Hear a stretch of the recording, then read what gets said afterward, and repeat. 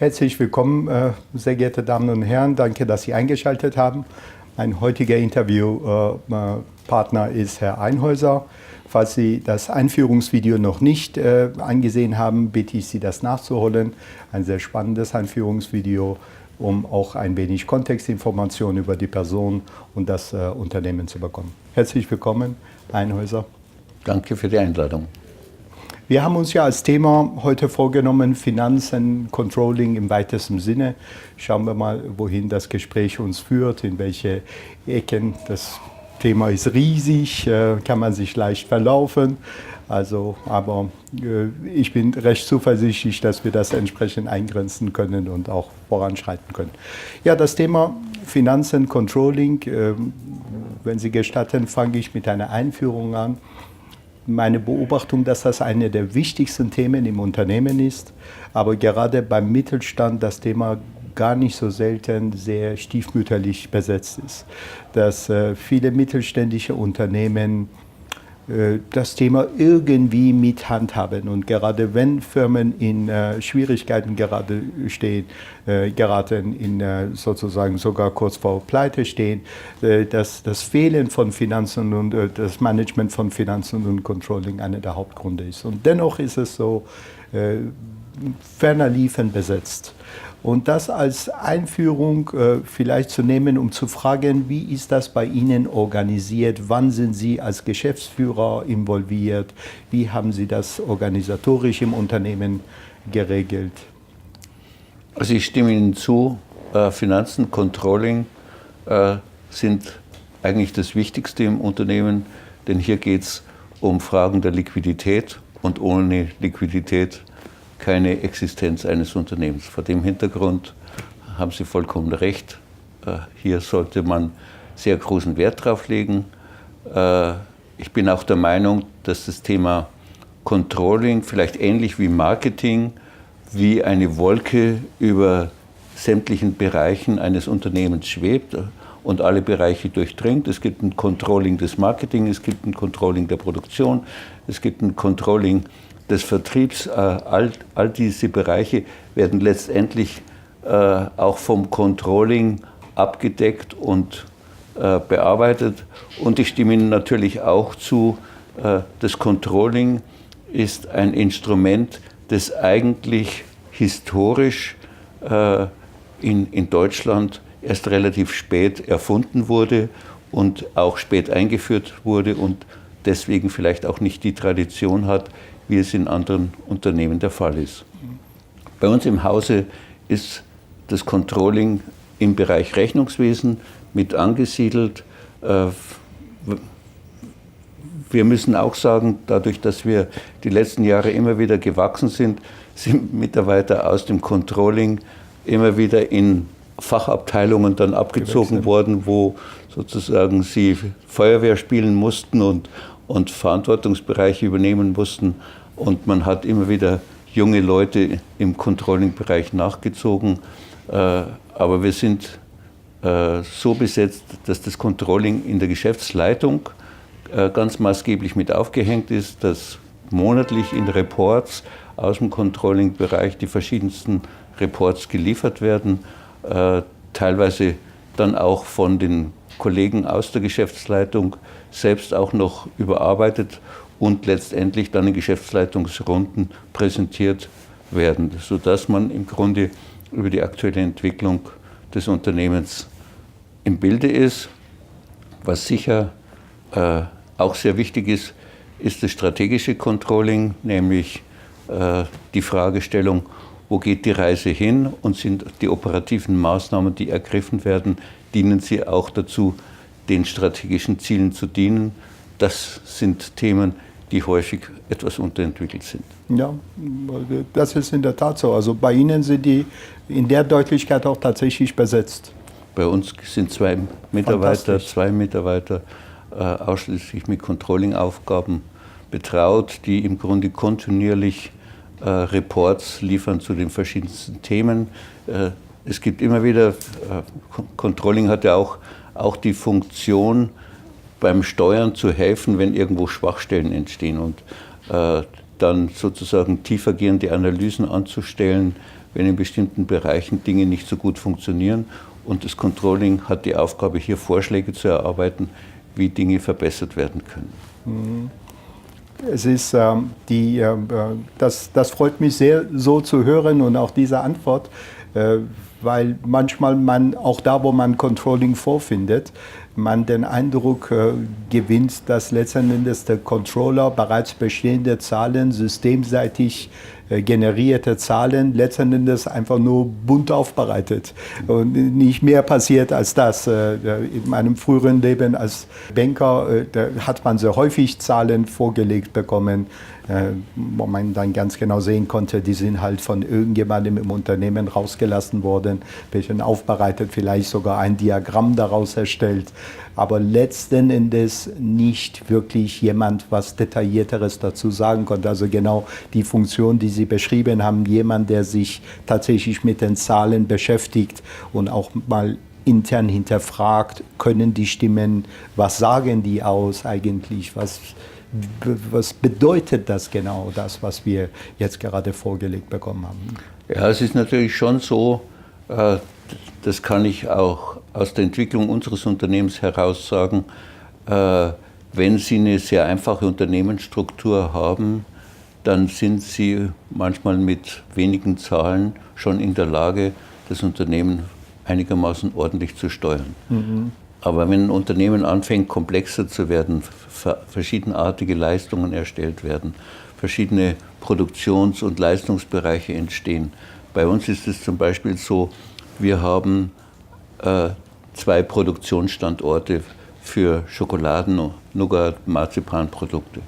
Wir haben eine Erlebniswelt, wir haben Gastronomie, wir haben Veranstaltungen. All diese Dinge werden von unterschiedlichen Mitarbeitern mit unterschiedlicher Qualifikation bereitgestellt und diese Bereiche haben nicht alle Profitfunktion, sondern teilweise Ergänzungsfunktion oder Unterstützungsfunktion. Und da fängt das Controlling natürlich schon an, auch anspruchsvoller zu werden, eindeutig. Dass man nämlich dann sagt, okay, wenn die Filialen, die wir haben, Marketingfunktionen, Bekanntheitsfunktionen und solche Dinge erbringen, dann muss man ihnen zugestehen, dass sie unter Umständen auch mit geringeren Deckungsbeiträgen zum Gesamtunternehmenserfolg beitragen. Filialen sind in der Lage, Waren, bei denen der Verfall droht, eventuell noch zu verkaufen. Filialen sind in der Lage, neue Produkte auszutesten. Filialen sind in der Lage, die Bekanntheit des Unternehmens insgesamt zu befördern und ein positives Image zu produzieren. Kurzum, das sind alles vielfältige Dinge, die dann im Controlling, da kommt ja sehr schnell dann von Leuten, die einfach nur die Zahlen anschauen, die Äußerung, die bringen ja nur 20 oder 25% Deckungsbeitrag, das reicht nicht, lass uns diesen Geschäftszweig einstellen. Und da wird verkannt, dass hier zusätzliche Leistungen erbracht werden, die dem Unternehmen insgesamt sehr, sehr gut tun. Ja, das ist ein sehr guter Stichwort. Ich wäre an späterer Stelle, tatsächlich darauf zurückgekommen, weil ich bei Ihnen beobachtet habe, dass Sie Filialen haben. Und das ist gerade bei produzierenden Betrieben, die tun sich schwer mit der Fragestellung von Filialen, ja oder nein. Vertikalisierung. Aber da Sie das gerade als Stichwort genannt haben, bleiben wir bei diesem Thema. Auch da vielleicht eine weitere Beobachtung von mir, um zu sehen, ob Sie damit konform gehen, ob das auch deckungsgleich ist mit Ihrer Beobachtung. Die Welt ist in den letzten, sagen wir mal, ich bin seit 30 Jahren in diesem Geschäft.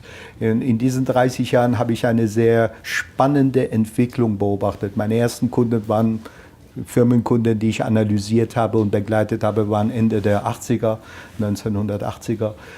Und da war das interne Rechnungswesen, Controlling, so gar nicht vorhanden. Man hat einmal im Jahr eine Bilanz erstellt, niemand achtete darauf. Das war für die Bank und fürs Finanzamt und gut war es. Aber der Unternehmer damals konnte tatsächlich prognostizieren, weil er sich relevante Zahlen vorlegen ließ. Und die waren immer letzten Endes an den Prozessen organisiert, dass man genau wusste, wenn ich diesen diese Angebote rausschicke, kann ich mit so und so viel Aufträgen rechnen. Wenn ich diese Aufträge bekomme, kann ich dann und das Folgendes erwarten. Und das hat sich gewandelt über die letzten, sagen wir mal, 10, 15, 20 Jahre. Die Unternehmen haben Software eingeführt, die können jetzt Monatszahlen rauslassen, sehr viele. Und damit einhergehend habe ich beobachtet, dass letzten Endes das Periodendenken, das starre Denken in einer Periode sozusagen sehr stark zugenommen hat. Und das macht sich besonders im Filialgeschäft bemerkbar, weil gerade in dem Jahr, wo vielleicht das Wetter nicht mitspielt und meine Zahlen zusammenbreche, dann ist tatsächlich dann auf einmal die Forderung, wir müssen was machen und am besten alles irgendwas zumachen, sehr, sehr groß. Dieses Periodendenken, dieses nicht in Prozessen, in Entwicklungen, in Zusammenhängen von Einheiten denken, nicht in Kostenstellen, sondern in Zusammenhängen zu denken, hat stark nachgelassen. Wie resoniert das mit Ihnen? Stimmen Sie damit teils überein? Ja, ich stimme da vollkommen mit Ihnen überein. Es gibt da zwei Ebenen. Sie haben auf der einen Seite die eigenen Vorstellungen, wie Sie das Unternehmen weiterentwickeln und wie Sie selbst sagen, okay, ich nehme jetzt 2, 3 Jahre in Kauf, bei denen wir vielleicht auch Verluste erzeugen, um ein bestimmtes Ziel zu erreichen. Wir haben zum Beispiel vor 3 Jahren ein notleidendes Schokoladenunternehmen übernommen. Das Unternehmen hat pro Jahr ca. 2 Millionen Verlust gemacht. Und uns war klar, dass diese Verlustrate nicht von heute auf morgen verändert werden kann, sondern dass wir auch 2, 3 Jahre brauchen werden, um diese Verluste zu vermeiden und das Unternehmen in schwarze Zahlen zu bringen. Das hat aber letztlich dann auch zur Folge, dass die eigenen Zahlen, Sie haben ja dann Konzernabschluss, Konzernzahlen, und die Konzernzahlen sehen plötzlich deutlich schlechter aus als vorher. Und auf einmal kommen zu Ihnen die Banken und sagen, Herr Einhäuser, was ist los mit Ihren Zahlen? Sie schreiben plötzlich rote Zahlen. Wie geht das? Sie haben das Unternehmen übernommen. Das war ein großes Risiko. Sie schaffen das nicht herauszukommen. Wir sehen hier eine Gefahr auf das Unternehmen zukommen. Wir müssen Ihr Rating verschlechtern, wir müssen die Zinssätze Negativspirale und so weiter. Kurzum, wenn Sie da nicht in der Lage sind, hier durch ein klares Konzept letztlich dann zu überzeugen und zu sagen, das und das sind genau die Wirkungen, die eintreten, das und das ist der Plan, so gehen unsere Vorstellungen, dann schaffen Sie es möglicherweise nicht, die Banken davon zu überzeugen und die ziehen den Stecker und entziehen Ihnen die Liquidität und Sie sind ganz schnell an einem Punkt, wo Sie gezwungen sind, Ihr Unternehmen einem anderen zum Spottpreis anzubieten. Mhm. Und diese 2 Ebenen, nämlich die Zahlen einmal für einen selbst und die Zahlen für Externe, wobei Externe 2 sind, nämlich einmal das Finanzamt, das sich möglichst gute Zahlen wünscht, um hohe Steuern abschöpfen zu können, und die Bank, die sich auch sehr gute Zahlen wünscht, um ein positives Rating zu haben und einem weiter sozusagen mit Krediten versorgen zu können. Ja, die Rolle der Banken nehmen wir vielleicht möchte ich gerne als Stichwort aufnehmen. Auch da vielleicht als Einstieg, da habe ich eine emotionalere Bindung zu dieser Thematik. Ob positiv oder negativ, weiß ich nicht, weil ich eben meinen Hintergrund im Banking und Investmentbanking habe. Ich habe beobachtet, dass die Qualität der Banken, der Analysten in den Banken extrem nachgelassen hat über die Jahre. Dass da man im Grunde genommen, ich war noch die Generation, die mehrere Jahre Kreditausbildung durchlaufen musste und sehr detailliert ausgebildet wurde, um dann auf Firmenkunden losgelassen zu werden. Und ich habe festgestellt, Computer haben dann letztendlich die Analyse vielerorts übernommen, auf einige wenige Kennziffern letztendlich reduziert. Und dann kommt die Strategie der Banken, die dann auf einmal ganze Branchen verdammen oder einfach ein Schwarz-Weiß-Denken an den Tag legen, bisschen mehr Risiko und schon gehen wir raus oder gehen mit Dumpingpreisen rein. Irgendwie dazwischen scheint vakant zu sein. Das ist, was würden Sie empfehlen? Was würden Sie einem Unternehmer, der auch nicht wie Sie seinen Hintergrund letztendlich in Finanzen und sattelfest ist, was sollte er machen Banken gegenüber? Worauf sollte er Acht geben? Ja, er muss unbedingt darauf achten, dass er eine vernünftige Bilanz vorlegen kann, um Investitionen, wenn es zu finanzieren gilt, dann auch finanziert zu bekommen.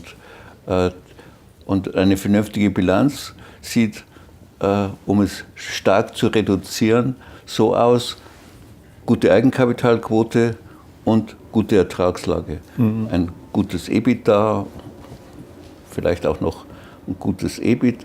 Das sind die zwei Schlüsselgrößen. Wenn die gut oder sehr gut sind, haben Sie in der Regel keine Probleme, bei einer Bank etwas finanziert zu bekommen. In dem Moment, wo Sie anfangen, sozusagen größer zu werden, zu wachsen und das Wachstum vielleicht schneller geht als die Eigenkapitalbildung über die Tesorierung, da fängt die Bank dann ab einem Punkt an, auf die Bremse zu steigen und zu sagen, wir können dich bei weiteren Investitionsmaßnahmen nicht mehr begleiten, und dann ist ihr Wachstum unter Umständen begrenzt und dann gilt es unter Umständen zu anderen Finanziers auszuweichen. Große Unternehmen gehen dann auf Schuldscheindarlehen, die gehen auf Obligationen, das heißt Privatplatzierungen, all diese Instrumente, die stehen aber kleineren Unternehmen, wie wir sie jetzt zum Beispiel hier überwiegend in Thüringen haben, den meisten nicht zur Verfügung. Und vor diesem Hintergrund bleibt in der Regel die Bank, und das bedeutet häufig dann irgendwo auch eine Limitierung. Sie haben die Qualität der Bankmitarbeiter angesprochen, auch da stimme ich Ihnen zu, wobei die Qualität teilweise gar nicht sich verändert hat, aber die Struktur, die Art und Weise, wie bestimmte Dinge in einer Bank heute abgewickelt werden, hat sich deutlich verändert.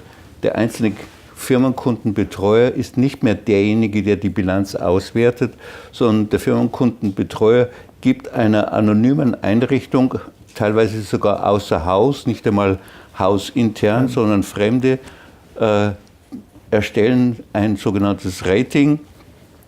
Und dann gibt es eine Ratingnote, und anhand der Ratingnote kann sozusagen entweder ein Kredit gewährt werden oder nicht gewährt werden, und von der Note hängt dann auch der Zinssatz ab, zu dem die Bank bereit ist, Ihnen die Finanzierung zur Verfügung zu stellen.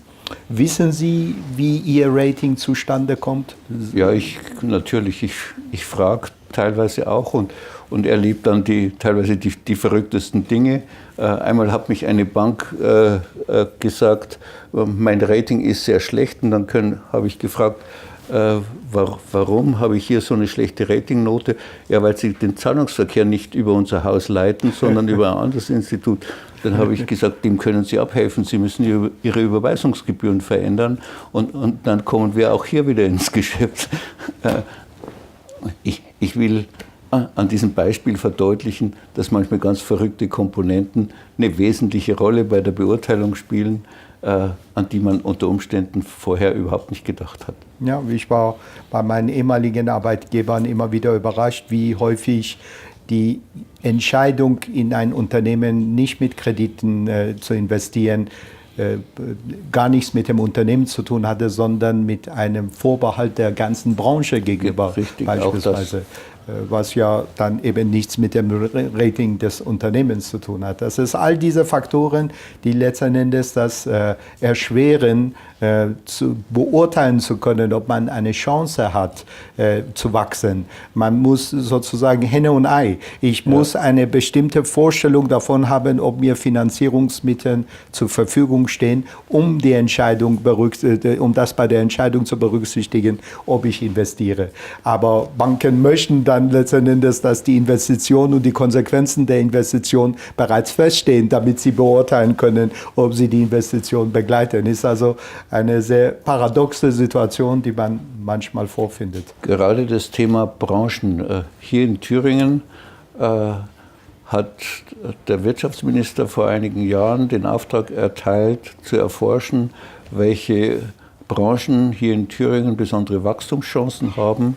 Und man ist zur Erkenntnis gekommen, dass die Ernährungsindustrie kein besonderes Wachstum in Zukunft haben wird.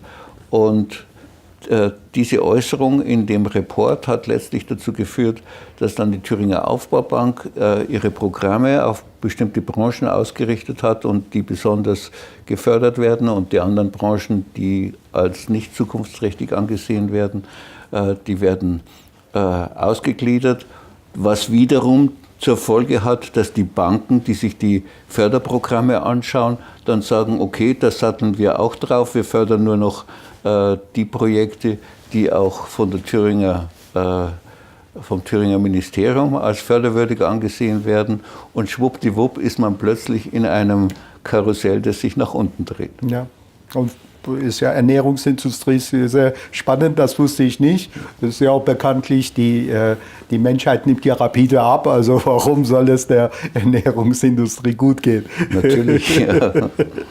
Es ist schon. Aber dass es dann innerhalb der Branche oft einzelne Unternehmen gibt, die eine sehr positive Entwicklung aufweisen können und andere nicht so gut, auf diese Dinge werden dann oft zu wenig berücksichtigt. Ich bin persönlich sehr froh, genau aus diesem Grunde, dass es neuerdings die sogenannten Fintechs immer mehr und mehr auf den Markt kommen. Das sind Financial Technology, die dann letzten Endes das Bankgeschäft über computerbasiert, Artificial Intelligence basiert, AI basiert letzten Endes abwickeln.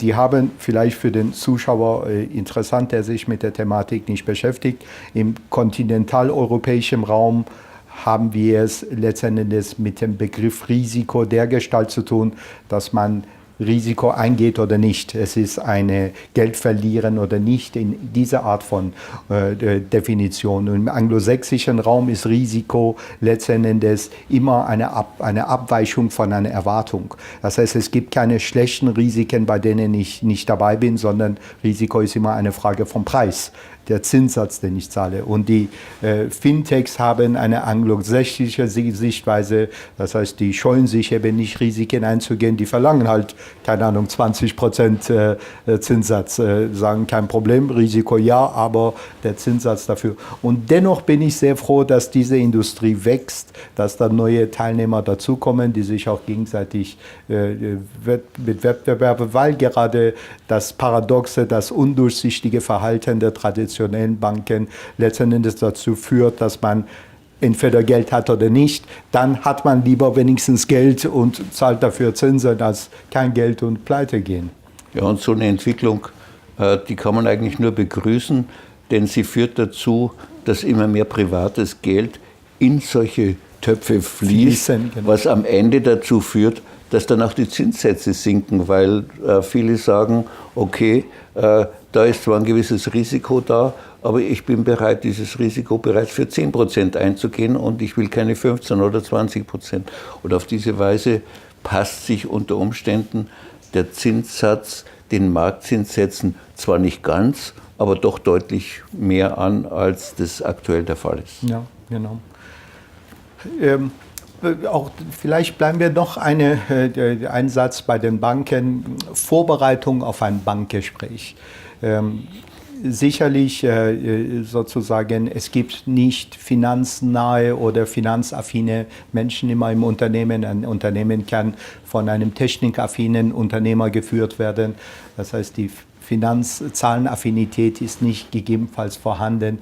Und wenn man es mit einem solchen Fall zu tun hätte, wenn Sie ein Unternehmen vorfinden, was würden Sie empfehlen? Oder sagen wir mal, Sie haben ein solches Unternehmen übernommen oder da hinein investiert. Wie baut man Zahlenaffinität? Wie bringt man Zahlen- und Finanzaffinität in ein Unternehmen ein, um dann in Folge in der Lage zu sein, auch die Bankengespräche so zu führen, dass der Banker zufrieden ist und sich eine Vorstellung davon machen kann, wie es mit dem Unternehmen weitergeht?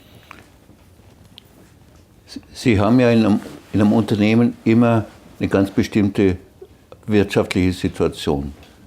Es ist ein Unterschied, ob Sie sich vor einer Investition befinden oder ob Sie sich in der Situation befinden, dass Sie gerade eine Investition abgeschlossen haben. Sie können in einer Situation sein, wie wir es zum Beispiel letztes Jahr hatten, wo ab 1. April die Temperaturen 30 Grad selten unterschritten haben und die Leute plötzlich, was heißt plötzlich, ab dem Tag, wo es so heiß ist, dann keine Süßwaren mehr konsumieren oder deutlich weniger konsumieren, hier deutliche Einbrüche kommen und Sie dann mit wirtschaftlichen Problemen zu kämpfen haben. Und dann haben Sie ein Bankgespräch zu führen, weil unter Umständen Sie mit den Banken für Ihr Working Capital bestimmte Volumina vereinbart haben und Sie stellen dann im August fest, die Hitze hält unvermindert an, die Umsätze kommen nicht so wie geplant. Sie haben zusätzlichen Finanzierungsbedarf und Sie haben mit den Banken Gespräche zu führen, diesen Finanzierungsbedarf zu decken. Und die große Problematik, die Sie hier heute haben, ist, dass bei kleineren Beträgen die Entscheidungen möglicherweise innerhalb von wenigen Wochen erreichbar sind. Aber wenn es wie bei uns dann schnell um Millionen geht, dann sind die meisten Betreuer nicht in der Lage, selbst diese Entscheidungen zu treffen. Das heißt also, sie sind hausintern, laufen bei allen Instituten gewisse Prozesse ab. Die nächsthöheren Ebenen sind mit einzubeziehen. Kurzum, solche Entscheidungsprozesse dauern schnell 2-3 Monate. Und wenn Sie dann im August erst ankommen und dieses Gespräch führen und zusätzliche Liquidität nachsuchen, dann kriegen Sie vielleicht im November, wenn Sie schon nicht mehr zahlungsfähig sind, kriegen Sie die Zusage, ja, wir geben Ihnen nochmal 500.000, nur es hilft Ihnen dann nicht mehr. Vor diesem Hintergrund gibt es eine wichtige Regel: früh genug reden, die wirtschaftliche Situation darstellen und sagen, Ausnahmesituation, aus den und den Gründen brauche ich einen zusätzlichen Kreditrahmen. Wir sind im nächsten Jahr in der Lage, den wieder entsprechend zurückzuführen und dies entsprechend fundiert darzulegen, indem man sagt, mit dem und dem Kunden mache ich normalerweise die Umsätze, ich mache die Umsätze, ich habe den und den Profit und das sehr fundiert alles belegen, dann können Sie Ihre Gesprächspartner auf der anderen Seite überzeugen, die entsprechenden Finanzmittel zu bekommen.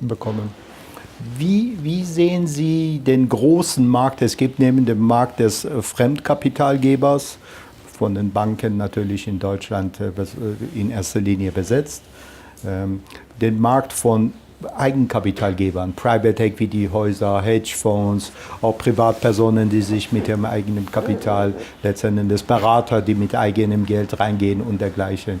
Wie sehen Sie diesen Markt? Ja, wir haben in diese Richtung auch schon mit etlichen Leuten Gespräche geführt und mussten leider feststellen, dass sehr viele sozusagen mit dem Zipfel nicht zufrieden sind, sondern die wollen den ganzen Arm haben. Das heißt, häufig heißt es, wir steigen gerne bei Ihnen ein und übernehmen 51%. Und wie Sie sich vorstellen können, ein klassischer Mittelständler, der an seinem Baby hängt, der wird dann nicht so schnell zustimmen, außer es ist großer Druck da und er muss. Aber solange man nicht muss, wird man die 51% nicht abgeben, zumal die Gegenseite häufig bisher nicht nachgewiesen hat, dass sie in dem Metier, in dem man selbst bisher erfolgreich agiert hat, dass sie dieses Handwerk besser können als der bisherige. Und da gibt es eigentlich nur den Satz 51% nicht, entweder alles oder nichts.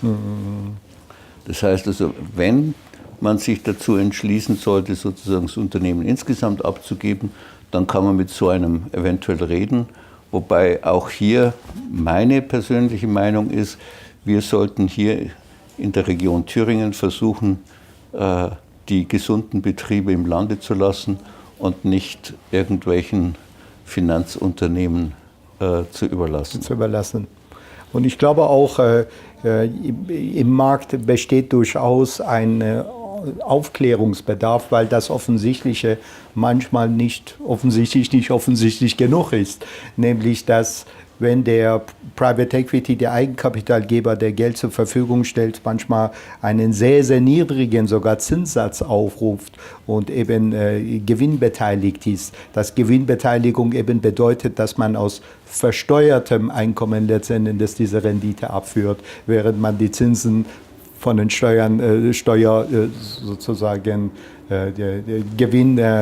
vom Gewinn abziehen kann und eben entsprechend Steuern sparen kann. Das heißt, unterm Strich betrachtet ist eine Eigenkapitalgeberfinanzierung in der Regel richtig, richtig teuer. Ja. Es ist also, man muss es nur richtig rechnen.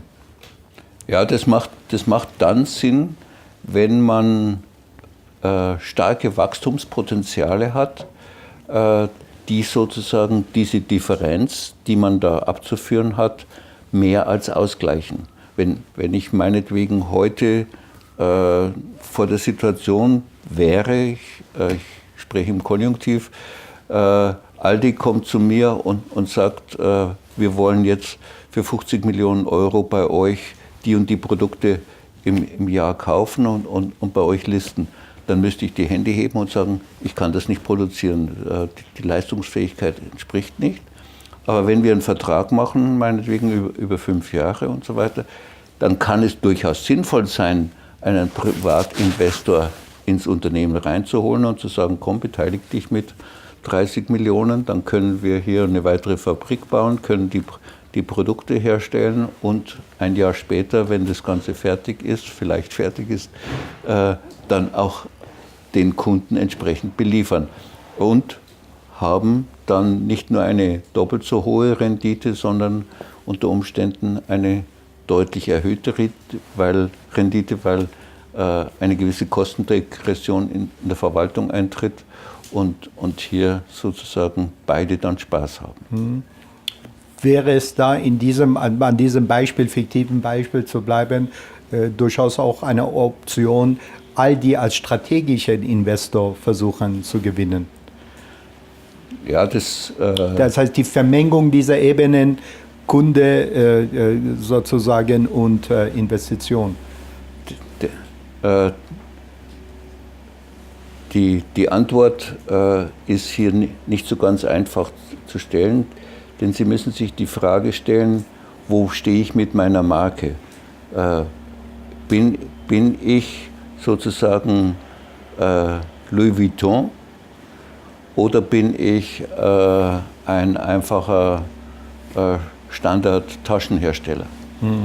Und wenn ich mit meinen Produkten im Hochpreissegment unterwegs bin und jetzt plötzlich der gleiche Artikel, der im Fachhandel vielleicht 5 Euro kostet, für 2,49 € bei Aldi liegt, dann könnte es mir passieren, dass die übrigen Händler, die bisher mein Produkt für 2,49 € bei mir bezogen haben,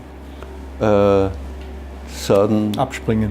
Wir springen ab, der Artikel, den verkaufst du jetzt so günstig an Aldi und sie verlieren im Grunde ihre bisherigen Kunden. Sie haben ganz am Anfang ein sehr wichtiges Wort fallen gelassen, ganz nebenbei und ganz entspannt. Aber das war für mich das wichtigste Wort schlechthin, nämlich Liquidität. Und wenn wir über Finanzen und Controlling sprechen, auch da stelle ich fest, dass das Thema Liquidität, das ist eigentlich das Thema. Wenn ich kann noch so viele Rechnungen versenden und Umsätze schreiben, solange ich das Geld nicht auf dem Konto habe, habe ich nichts. Also ist noch sozusagen, habe ich so lange mit Zitronen gehandelt. Und es ist phänomenal, wie viele Firmen sozusagen wachsen und wachsen und wachsen, aber ihre ausstehenden Forderungen sogar noch schneller wachsen. Das heißt letzten Endes unterm Strich, was Liquidität betrifft, sehr wenig hängen bleibt. Und es ist für mich immer wieder faszinierend, dass die Liquiditätsbetrachtung nicht mal notwendigerweise in den Jahresabschlüssen zur Geltung kommt, noch nicht mal da, manchmal als eine Cashflow-Betrachtung, also erstaunlich oft vakant ist, also man irgendwelche kleinen Rechnereien an den Tag legt. Und wie ich Sie richtig verstanden habe, ist das durchaus für Sie ein sehr spannendes Thema, ein sehr wichtiges Thema. Das ist bei mir jeden Tag auf dem Schreibtisch. Ich kriege jeden Tag eine Liste mit sämtlichen Banksalden und sehe ganz genau die Inanspruchnahmen und die freien Linien. Und am wohlsten fühle ich mich, wenn die freien Linien größer sind als die Inanspruchnahmen. Und wenn da ein Defizit festgestellt wird auf dieser Ebene, wie gehen Sie dann weiter vor, um Ross und Reiter zu benennen zu können, woher diese Missstimmung in den Liquiditätszahlen reingekommen ist? Ja, das wissen Sie im Grunde, wenn Sie Ihr Geschäft kennen, wissen Sie ganz genau. Ich könnte Ihnen genau sagen, wie viel Umsatz die Erfurter Filiale gestern gemacht hat. Ich kriege jeden Tag von sämtlichen Filialen die Umsatzzahlen. Ich kriege die Umsatzzahlen vom Lebensmittelhandel, ich kriege die Umsatzzahlen von allen Größen. Ich kriege die eingehenden Zahlungen und ich kriege die offenen Posten aus dem Einkauf. Kurzum, ich habe ständig den Blick drauf und erkenne sofort, wenn irgendwo der Kanal sozusagen der freien Linien zum Beispiel enger werden würde. Und ich mache meine Planungen immer rollierend ein Jahr im Voraus. Das heißt also, ich plane jetzt schon bis April nächsten Jahres und habe im Grunde sämtliche Geschäfte mit den wichtigsten Kunden im Blick. Wir haben die Jahresvereinbarungen mit den großen Handelsketten im Blick. Wir haben Industriekunden, wir haben unsere Filialen, wir haben die Fachhändler. All diese Größen, die werden im Grunde geplant und dann mit dem Ist kontinuierlich abgeglichen. Und in dem Moment, wo irgendwo Entwicklungen laufen, die aus der Planung im Grunde herauslaufen, wird sofort reagiert, was ist los, was passiert, müssen wir unter Umständen eine größere Investition, die geplant war, verschieben, um die Liquidität dann nicht zu gefährden und so weiter. Also dieses Instrumentarium, das ist sozusagen das Herz des Unternehmens und alles andere drumherum lebt davon, dass das Herz pumpt und ständig Sauerstoff in die Adern bringt.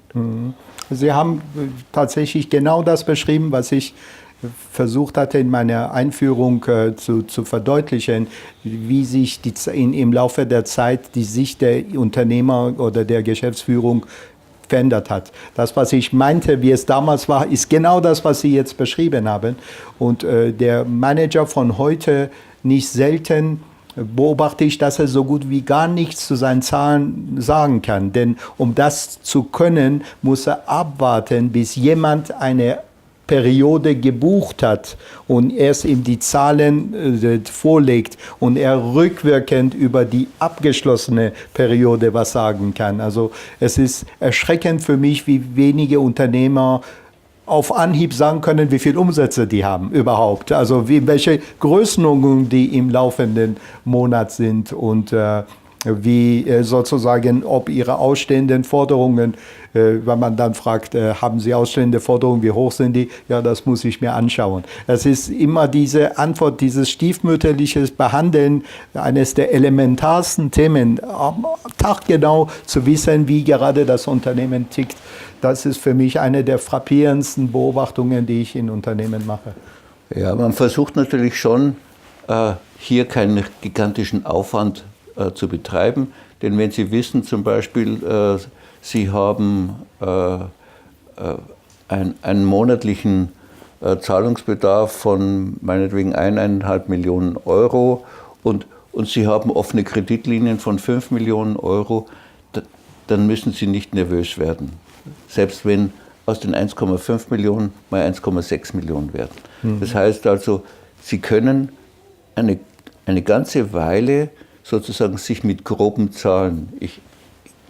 Ich kriege den Umsatz, der jeden Tag fakturiert wird, habe ich eine Übersicht und da steht 1. April fakturiert 300.000, 2. April fakturiert 220.000, in der Woche insgesamt meinetwegen 1 Million, die nächste Woche 800.000 und so weiter. Und dann weiß ich ganz genau, der Großteil meiner Kunden hat 5 bis 6 Wochen Zahlungsziel. Die Umsätze kommen genau nach 6 Wochen.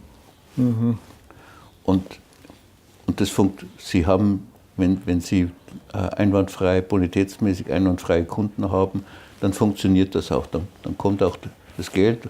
Und solange das so einfach funktioniert und Sie sehen, okay, das ist fakturiert, das geht über den Einkauf, über Investitionen und so weiter und Zahlungen raus, dann haben Sie immer Ihren Saldo und sehen, da kommt was dazu, da kommt ein bisschen was weg und so weiter. Und Sie müssen da 15 Minuten am Tag nur darauf verwenden, diese Zahlen zu überfliegen. Und Sie fangen an, detaillierter einzusteigen, wenn Sie plötzlich merken, es wird enger. Dann fangen Sie an zu forschen, woran liegt das. Und dann hören Sie, ah ja, da gibt es einen großen Kunden, der hat plötzlich Zahlungsprobleme und so weiter. Und dann müssen Sie natürlich aktiv werden und das Gespräch mit dem Kunden suchen und schauen, was ist los, was passiert da und diesen Dingen dann nachgehen. Ja. Wir kriegen vom Regie das Zeichen, dass wir auch gut jetzt in der Zeit durch sind. Okay. Vielleicht als Zusammenfassung mit Ihren Worten, wenn Sie einen Jungunternehmer, der, sagen wir mal, einen 10-20-Mann-Betrieb gerade übernommen hat, zusammenfassend, was wären Ihre Empfehlungen an diesem Jungunternehmer? Was sollte er mit welcher Priorität angehen, was Finanzen und Controlling angeht? Er sollte nicht, was ich häufig erlebt habe, sich als erstes einen großen BMW kaufen, sondern er sollte sich darum bemühen, mit möglichst wirtschaftlichen Maßnahmen seine unternehmerischen Leistungen erbringen und darauf zu achten, dass er Überschüsse generiert und diese Überschüsse möglichst thesauriert im Unternehmen belassen. Wir haben unser Eigenkapital, das wir heute haben, und das sind inzwischen ist das ein ordentlicher Betrag, über die letzten 25, 30 Jahre über Gewinnthesaurierungen uns aufgebaut. Und das ist letztendlich das Erfolgsrezept. Wenn Sie das Geld, das Sie einmal verdient haben, sofort wieder verbrauchen, dann haben Sie kein Geld für schlechte Zeiten. Und aus diesem Grunde kann ich jedem nur raten, Speck bilden und solide wirtschaften, dann ist auch bei schlechten Zeiten keine Gefahr gegeben. Vielen Dank für dieses Interview, sehr spannend. Danke. Ich danke Ihnen.